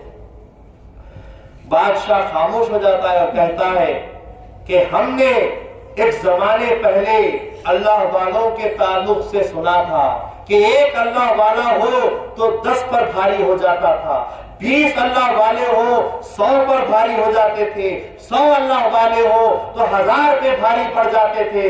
کیا آج بھی ایسے اللہ والے موجود ہیں، ہو سکتے ہیں؟ تو مہدی موعود علیہ السلام نے فرمایا، ہاں ایسے اللہ والے آج بھی ہوتے ہیں، اللہ کے فضل سے ہوتے ہیں، اور قیامت تک ایسے اللہ والے پیدا ہوتے رہیں گے۔ تو وہ راجا دیکھ کر مہدی موعود علیہ السلام کو پوچھتا ہے، کیا آپ ایسے اللہ والے ہو؟ تو مہدی موعود علیہ السلام ایسی مسکان مسکاتے ہیں، آپ کے مسکان کو دیکھ کر بادشاہ خود کہتا ہے، وہ راجا خود کہتا ہے، میں جان گیا کہ آپ وہ ولی اللہ ہیں جو ایک اللہ تعالیٰ کے سچے مرد خدا ہیں، میں جان گیا۔ اور پھر ان کے پاؤں پر اپنا سر رکھ دیتا ہے۔ ان کی تعظیم بجا لاتا ہے۔ مہدی موعود علیہ السلام پھر فرماتے ہیں کہ اللہ کا ہم کو حکم ہوتا ہے اب ہم یہاں نہیں رہیں گے، ہم کو حکم ہوا ہے ہم ہجرت کریں گے۔ مہدی موعود علیہ السلام نے جب ہجرت کا آغاز کرنا شروع کیا تو راجا نے کہا آپ جہاں بھی جاتے ہیں میں اپنے سپاہی ساتھ بھیجتا ہوں تاکہ کوئی آپ پر ظلم نہ کرے، آپ کی حفاظت ہو جائے۔ مہدی موعود علیہ السلام نے فرمایا ہماری حفاظت ہماری نگرانی سوائے خدا کے کوئی نہیں کر سکتا، تمہاری فوج تمہارے جتنے بھی یہاں پر فوجی سپاہی ہیں وہ سب کے سب ہمارے لیے کوئی کارآمد نہیں ہے، اللہ ہمارے لیے کافی، حسبی اللہ، ہمارے لیے اللہ کافی ہے، کوئی ہماری مدد نہیں کر سکتا سوائے اللہ تعالیٰ کی۔ مہدی موعود علیہ السلام پھر سفر آگے اپنا بڑھتا ہے۔ اب یہ سفر بڑا ہی دلچسپ سفر بن جاتا ہے۔ مہدی موعود علیہ السلام جب آگے بڑھنے لگتے ہیں راستے میں ایک گھنا جنگل شروع ہوتا ہے، کوئی آدمی نہ آدمی کی ذات نظر آتی ہے، بالکل جنگل ایسا جنگل کہ بالکل ایسا بھی گھنا کہ دن میں جیسے کہ جنگل میں گھسنے کے بعد دن نظر نہیں آتا، رات ہو جاتی ہے، اتنا گھنا جنگل، ہر طرف صرف ہریالی ہی ہریالی اور کوئی آواز پکارا نہیں۔ ایسے گھنے جنگل میں جب سب چل رہے ہوتے ہیں صرف اللہ کے نام پر مہدی کے عشق میں ذکر کرتے ہوئے سارے چلے جاتے ہیں، اور ایسے وقت میں سامنے سے اس جنگل میں سے ایک آدمی دوڑتا ہوا بھاگتا ہوا آتا ہے کہ رک جاؤ اے اللہ والوں، قافلے والوں رک جاؤ کہ یہ جنگل اچھا جنگل نہیں، یہ بڑا دردناک، خوفناک، خطرناک جنگل ہے، یہاں پر جینا محال ہے، یہاں ہر طرف موت کا ڈیرا لگا ہوا ہے۔ وہ ایسا ہانپ رہا تھا، ایسا گھبرایا ہوا تھا کہ مہدی موعود علیہ السلام کے فقراء اس کو دیکھ کر حیرت زدہ ہو رہے تھے، معلوم نہیں کہ اس کے ساتھ کیا ہوا ہے۔ مہدی موعود علیہ السلام نے اس کو اطمینان دلایا، اس کو بٹھایا اور پوچھا کہ اطمینان سے بتا کیا ہوا ہے تیرے ساتھ؟ تو اس آدمی نے کہا میں یہاں پر ایک نہیں بلکہ ہم ایک بہت بڑا قافلہ لے کر یہاں آئے تھے، ہم یہاں سے گزر رہے تھے، اس جنگل سے جا رہے تھے، رات ہو گئی، دن تو بڑا اچھا گزرتا رہا لیکن جیسے ہی رات ہو گئی ہم نے جو کچھ بھی ہمارے ساتھ توشا تھا کھایا پیا، اور جب ہم سونے کے لیے زمین پر لیٹے تو سب میرے ساتھی سو گئے، لیکن کیا بات تھی کہ مجھے بے چینی رہی، نیند نہیں آئی، اور ایسے میں نے جنگل کے اس اندھیرے میں کیا دیکھا کہ چمکتے ہوئے سانپ زمین پر سے رینگتے ہوئے نکل کر آ گئے۔ وہ چمکتے ہوئے سانپ ہر انسان کی ناک کے پاس پہنچ گئے اور اپنے زبان سے ایسا زہر چھوڑنے لگے، ایسا زہر پھونکنے لگے کہ وہ تمام جتنے بھی ہمارے ساتھی سونے والے تھے ان کی وہ ناک سے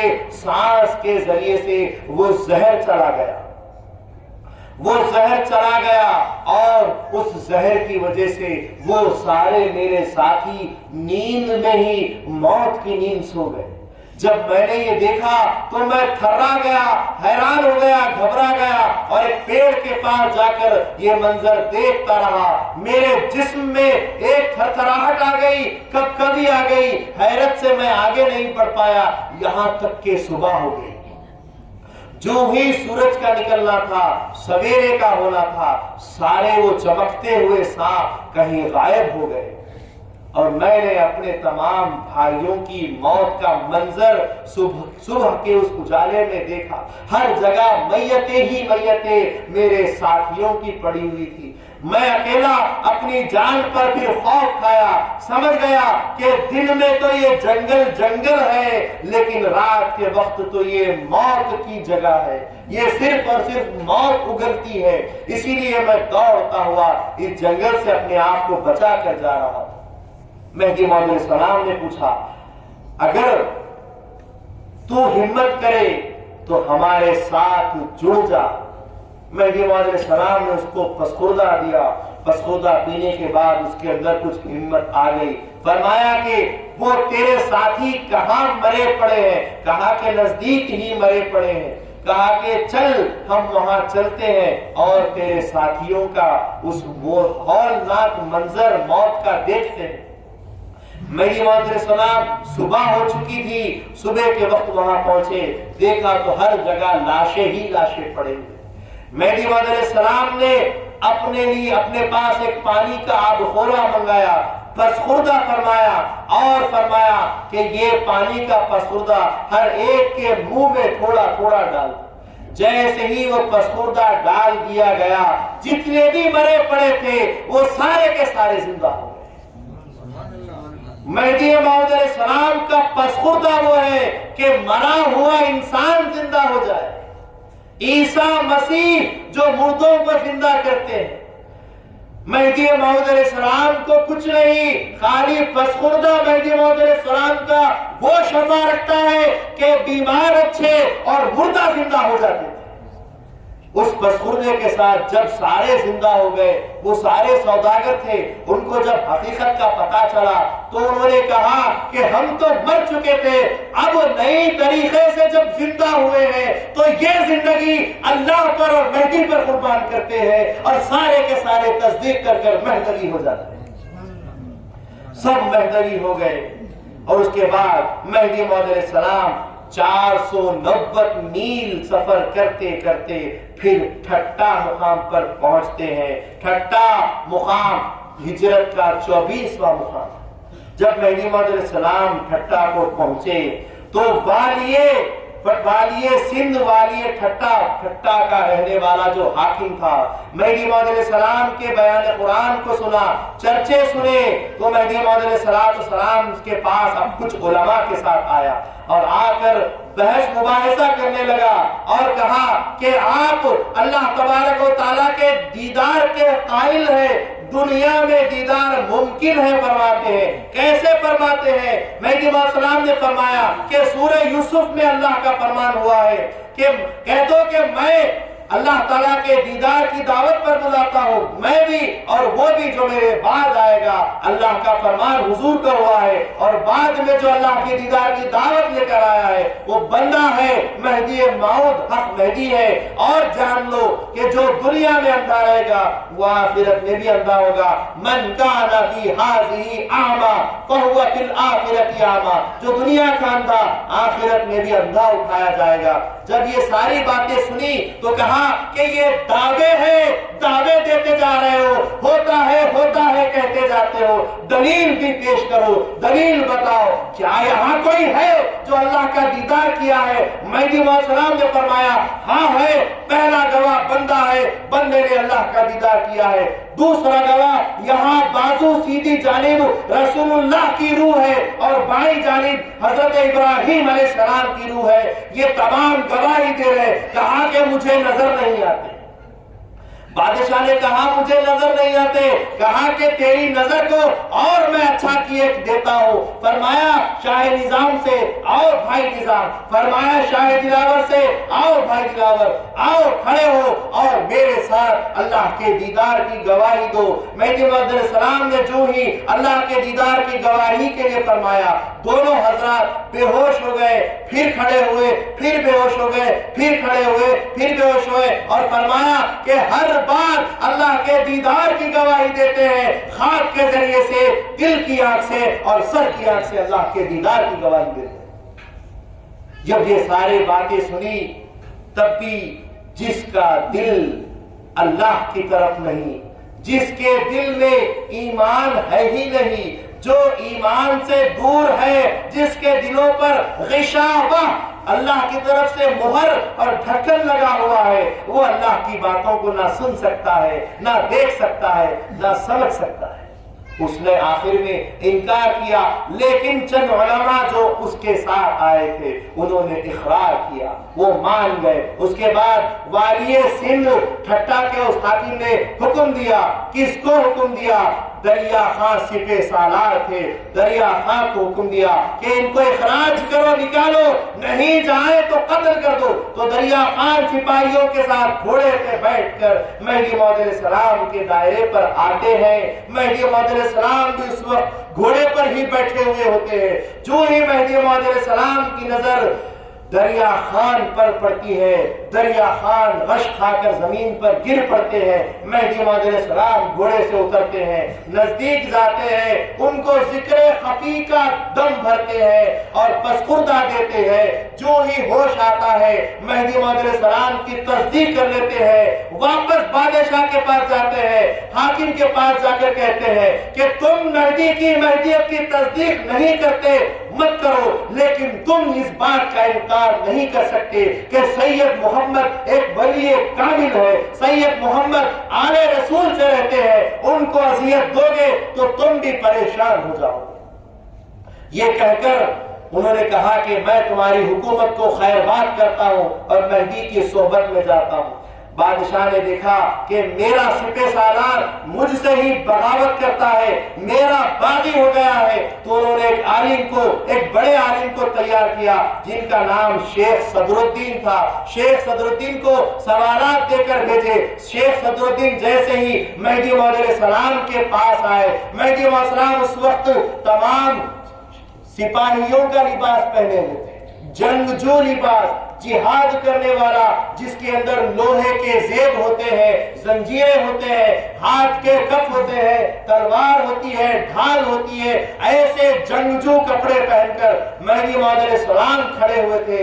جیسے ہی شیخ صدر الدین نے دیکھا، کہا کہ یہ مہدی ہے، مہدی تو اللہ کا خلیفہ ہے، مہدی تو رسول اللہ کا معودہ ہے، وہ تو کسی اللہ والے لباس میں ہوگا، یہ جنگی لباس میں پہنے ہوئے اپنے آپ کو مہدی کہتے ہیں، میں نہیں سمجھتا کہ یہ مہدی ہوں گے، یہ دل میں خیال کرتے ہوئے واپس جانے لگے۔ تو شیخ صدر الدین کو غیب سے آوازیں آنے لگی کہ یہی مہدی ہے، غیب سے تو غیب سے، خود اپنے دل سے ضمیر سے آواز آنے لگی، اے صدر الدین یہی حق مہدی ہے۔ بار بار آوازیں آنے پر صدر الدین پلٹ کر پھر مہدی موعود علیہ السلام کے پاس جاتے ہیں۔ مہدی موعود علیہ السلام ابھی کچھ کہا نہیں ہے، لباس کو جو دیکھ کر گئے تھے مہدی موعود علیہ السلام کو اس کا علم نہیں، لیکن پھر بھی مہدی کو علم ہو گیا۔ مہدی موعود علیہ السلام نے فرمایا کہ بھائی صدر الدین ذرا غور کرو کہ اللہ کے پاس کوئی لباس وہی لباس اچھا ہے جو تقوی کا لباس ہوتا ہے،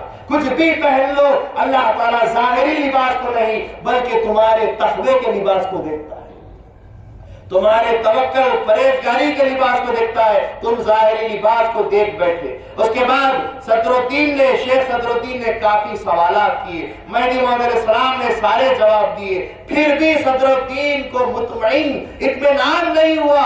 مہدی موعود علیہ السلام نے پوچھا کہ بھائی صدر الدین آخر تم ایمان کیوں نہیں لاتے؟ کہا کہ ابھی کچھ وقت لگے گا، آپ اگر اجازت دیں تو میں آپ کے ساتھ کچھ دن رہنا چاہتا ہوں۔ مہدی موعود علیہ السلام نے اجازت دی، فرمایا مہاجرین سے ایک جھونپڑا بناؤ، ایک حجرہ بناؤ صدر الدین کے لیے۔ صدر الدین سے کہا جاؤ اس حجرے میں رہو۔ مہدی موعود علیہ السلام کے ساتھ میں، ان کے رفقا کے ساتھ میں، مہاجرین کے ساتھ میں، ان انگاروں کے ساتھ میں یہ کوئلہ رہنے لگا۔ 3 دن بھی نہیں گزرے کہ اس کوئلے میں سے آگ نکلنے لگی۔ مہدی موعود علیہ السلام کے پاس 3 دن کے بغیر گزرے ہی حجرے سے نکل کر آئے اور تصدیق کرنے لگے، کہا کہ میں نے جان لیا کہ حق مہدی کا مقام کیا ہے، مہدی خلیفۃ اللہ کا مقام کیا ہے۔ آپ نے جو ذکر اللہ کی تعلیم دی، ذکر دوام کی تعلیم دی، اس ذکر کا اثر یہ ہوا کہ اللہ نے میرے پردے ہٹا دیے، میں جان گیا کہ آپ ہی سچے مہدی۔ یہ مہدی موعود علیہ السلام کی حقانیت۔ کسی کو بھی مہدی موعود علیہ السلام کی مہدیت میں اگر شک ہو، اس کے پاس دلائل دینے کی ضرورت نہیں، تعلیمات مہدی خالی پیش کر دو، ذکر کی جو حقیقی تعلیم ہمارے پاس ہے وہ پیش کر دو۔ اگر وہ صحیح تعلیم کے ذریعے سے تنہائی میں اگر اللہ کا ذکر کرتے بیٹھ جائے، یقیناً اللہ اس پر اپنا راز کھول دے گا کہ کون سچا ہے اور کون جھوٹا ہے۔ اس کے بعد مہدی موعود علیہ السلام وہاں سے ہجرت کرتے ہوئے پھر کاہا پہنچے۔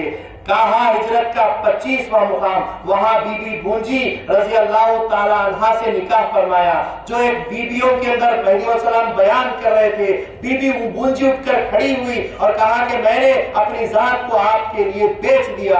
مہدی علیہ السلام نے کہا کہ بندے نے قبول کیا اور کچھ فقیروں کے ذریعے سے نکاح پڑھا کر ان کو اپنی زوجیت میں بخشا۔ بی بی نے کہا کہ اپنی زندگی کا مقصد صرف آپ کی خدمت اور آپ کی زوجیت کا شرف حاصل کرنا سمجھتی ہے بندی۔ مہدی علیہ السلام نے ان کو ان کی اجازت عطا کر دی۔ پھر کچھ مہدوی حضرات مہاجرین فقراء نے مہدی علیہ السلام سے اجازت لی کہ مہدی جی اتنی دور ہندوستان سے یہاں کہاں تک آ گئے ہیں، ہمارے بیوی بچے وہاں رہ گئے ہیں، کچھ لوگ ہمارے رہ گئے ہیں۔ مہدی علیہ السلام سے اجازت لی۔ مہدی علیہ السلام نے فرمایا کہ کیوں جاتے ہو؟ کہا کہ ان کے خط ہم کو آتے ہیں، خطوط آتے ہیں کہ آؤ تم نے مہدی کو قبول کر لیا، ہم کو کیوں چھوڑ دیا، ہم کو بھی اپنے ساتھ، بیوی بچوں کو بھی اپنے ساتھ ایمان پر لے جاؤ۔ تو مہدی علیہ السلام نے جب یہ دیکھا، مہدی علیہ السلام نے اجازت دی کہ جاؤ اور جا کر سب کو لے کر آؤ۔ اس جانے میں مہدی علیہ السلام نے شاہ نعمت رضی اللہ عنہ کو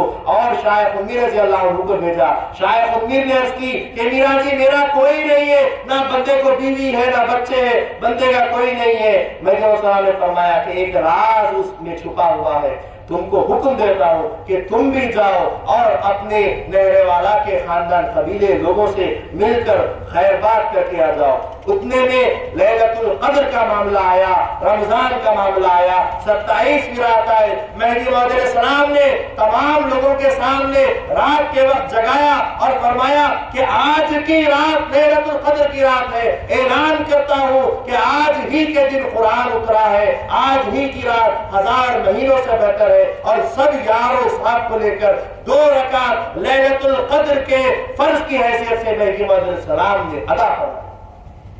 اس کے بعد پھر مہدی علیہ السلام وہاں سے ہجرت کرتے ہوئے خندھار پہنچے۔ خندھار پہنچتے پہنچتے 600 میل کا فاصلہ ہوا۔ ٹھٹا سے خندھار 600 میل اور خندھار ہجرت کا 26واں مقام ہے۔ مہدی علیہ السلام ہجرت کرتے کرتے آخری حصے کے پہلے پڑاؤ خندھار پہنچے، پھر وہاں سے پڑا انشاءاللہ العزیز کل خندھار کے، خراسان کے اور فرا مبارک کے حالات کو انشاءاللہ بیان کیے جائیں گے۔ میں اللہ سے دعا کرتا ہوں کہ اللہ تعالیٰ بولنے سننے سے زیادہ ہم کو عمل کی توفیق عطا فرمائے۔ اللہ تبارک و تعالیٰ سیرت مہدی کو جو ہم سے پڑھا رہا ہے، جو ہم کو سنا رہا ہے، اللہ اس پر عمل کرنے کی اور اس ایمان رکھنے کی، ایمان بڑھانے کی اللہ ہم کو توفیق عطا فرمائے۔ اللہ تعالیٰ صغیرہ کبیرہ گناہوں سے ہم کو معاف فرمائے۔ اللہ تعالیٰ ایسے مجلسوں کو اور سجانے کی ہم کو توفیق عطا فرمائے۔ اللہ تعالیٰ ہم کو اپنے دیدار سے سرفراز فرمائے۔ اللہ تعالیٰ ہر سانس میں اپنی ہماری یاد اپنی بسائے۔ آمین۔ وآخر دعوانا ان الحمد للہ رب العالمین۔